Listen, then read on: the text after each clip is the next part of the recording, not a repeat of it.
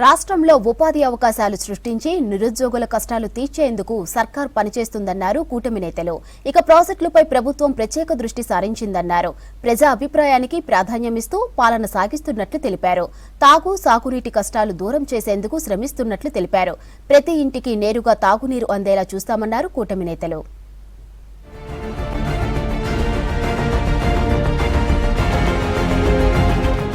ప్రజాభిప్రాయానికి ప్రాధాన్యమిస్తూ రాష్ట్రంలో కూటమి సర్కార్ పాలన అందిస్తోందన్నారు CM Chandrababu. Real time governance society అధికారులతో అమరావతిలోని సెక్రటేరియట్లో సమీక్ష నిర్వహించారు బాబు. పారదర్శకంగా పాలన అందించేందుకు అధికారులకు సహకరించాలన్నారు. ఇక నుంచి ప్రతి సోమవారం సెక్రటేరియట్లో రియల్ టైం గవర్నెన్స్ పై సమీక్ష కొనసాగుతుందన్నారు చంద్రబాబు. గోదావరి బనకచెర్ల ప్రాజెక్టు రాష్ట్రానికి గేమ్ చేంజర్ అవుతుందన్నారు చంద్రబాబు. మొత్తం 3 దశల్లో బనకచెర్ల ప్రాజెక్టు పూర్తి చేసేందుకు ప్రణాళికలు చేపట్టామన్నారు. తెలుగు గంగా ప్రాజెక్టుపై ఇందిరాగాంధీ సమక్షంలో ఒప్పందం జరిగిందన్నారు సీఎం చంద్రబాబు.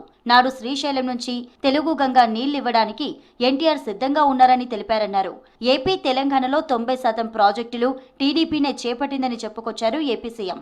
రాబోయే రోజుల్లో ఇదిగాని వస్తే ప్రాజెక్ట్ 3 ఏళ్లలో పూర్తి అయితే మనకు బెనిఫిట్స్ వస్తాయి. అవన్నీ కూడా అనలైజ్ చేసుకుంటాం. Government will analyse all these things. It is only execution rights వాళ్ళకి ఇస్తాం, గ్యారంటీ ఇస్తాం, ఇంత డబ్బులు ఇస్తాం. మనం ఎవ్రీ ఇయర్ పే చేస్తాం.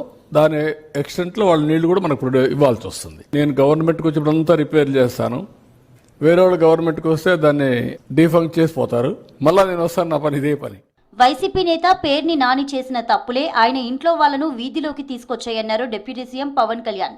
అధికారంలో ఉన్నప్పుడు ఇష్టం వచ్చినట్లు తిట్టి ఇప్పుడు నీతులు వల్లిస్తే ఎలా అని ప్రశ్నించారు.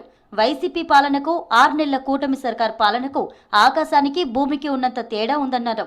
ఎన్డీఏ ఆధ్వర్యంలో బాధ్యతతో పని చేస్తున్నామన్నారు పవన్ కళ్యాణ్. ఎన్ని అడ్మినిస్ట్రేటివ్ లాంగ్వేజ్ మనం ఎంత కోడెడ్గా రాసుకున్నా, దానికి ఎన్ని పేర్లు పెట్టుకున్నా, the purpose of any act is a little వాళ్ళ జీవితాన్ని కొంచెం సమాధానాలు ఇవ్వడం, లేకపోతే కొంచెం బరువు తగ్గించడం, సమస్య పరిష్కారం ఇవ్వడం.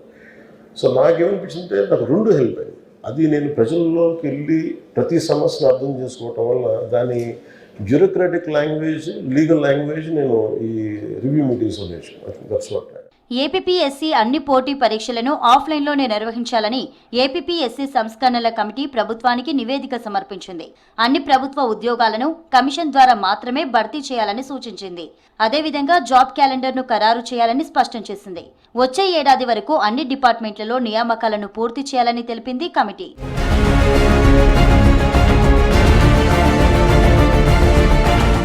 ఏపీ కొత్త ప్రభుత్వ ప్రధాన కార్యదర్శిగా కె విజయానంద్ నియమితులయ్యారు.